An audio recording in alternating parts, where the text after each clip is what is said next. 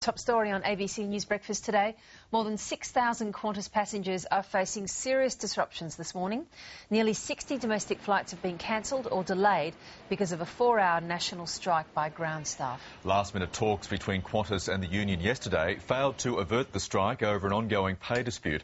All affected passengers will be advised of alternative arrangements by text message. Mick Pieri is from the Transport Workers Union and he joins us now from Sydney Airport. Mick Pieri, good morning. We understand your stop work or your series of actions were supposed to start at 7 a.m, but something prevented that, is that right? Yes, good morning, Virginia. Look, that's correct. Qantas have decided that they would lock out all the workers right around the country. Workers that were supposed to start at 4, set things up, have things ready for when they did walk out. It wouldn't have been as big a disruption. Qantas have decided that that's not good enough. They'll take their own strike, and they've been striking since 4 a.m. So you were locked out at 4, so was anything done on the ground in the meantime that you're aware of? We have no idea. We've been locked out. We don't know what's happened inside. So do you know if anything is proceeding at all inside? Because I know you were, as you say, you were going to put things in preparations and then walk out. Do you know if anything's been done? No, we don't know. We don't know what's happened inside, like I said. Nobody was allowed inside. We were hearing yesterday that Qantas were going to be using other Qantas staff in order to be in your place. Do you believe they would be able to do that other Qantas staff would have the skills to be able to keep this show on the road, as it were? Look, they've been training strike breakers for, at least 9 months that we know of. I believe it's actually longer than that. So, do I believe that they'll be able to do the same job? No, I don't. Are the guys get down there going to be safe? We're not sure. We'll see what happens at the end of the day. But the reality of this is, the reason this is broken down is Qantas have decided that let's take the fight on. It's more their strike than what it is the workers, because the reality is we've been trying to talk to Qantas now for 5 months, and for 5 months it's just fallen to an absolute zero back from Qantas. Mick, it's hard to say that it's their strike. You guys have brought this on. You've been warning of it for some time. You gave the company good notice. If they choose to lock you out and if they choose to use other workers in order to keep their company going, you can hardly blame them. Oh, yeah.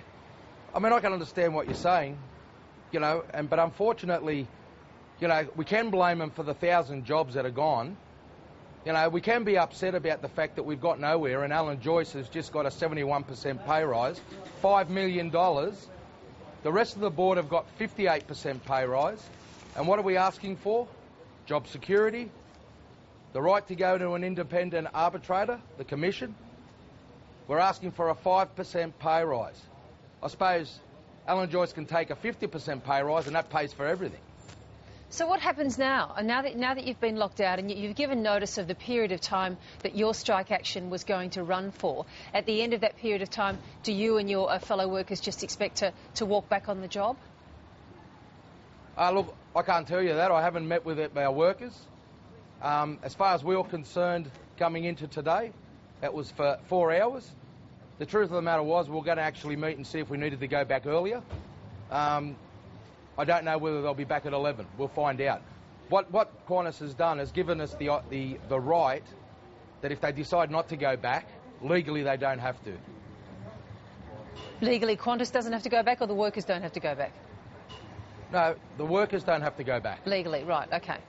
Well, look, just to return to your log of claims, the reason that Qantas, and we'll be speaking to Qantas in a little while, the reason they've been saying that these discussions have broken down is that there's just unreasonable demands in your log of claims there that in the words of Olivia Worth, no company should be prepared to put up with. Is any of that negotiable at this stage? Everything's negotiable. We've put a log of claims to Qantas, and that log of claims has been met with a negative response on every point. Now, Qantas has responded with 4 points.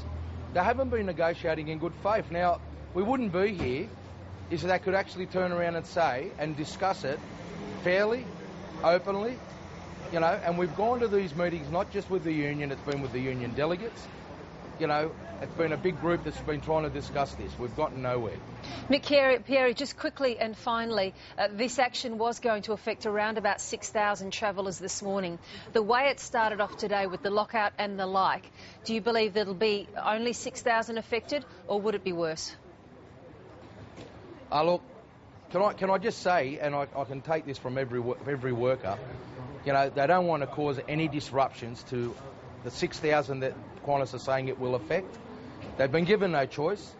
The thing that we need to remember is that all those people that are inconvenienced today, don't forget the families of these workers who, because of job security and the fact that Alan Joyce keeps coming out with jobs that are going to be made redundant, okay, they go home at the end of the day and they don't know if their job's still going to be here at the end of these negotiations.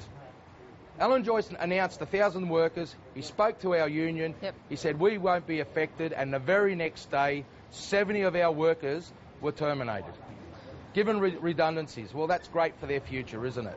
Mick Pieri, we'll have to leave our conversation there. We'll check back in with you and the union, of course, also with Qantas throughout the morning. Thanks for making some time for us. Thank you very much.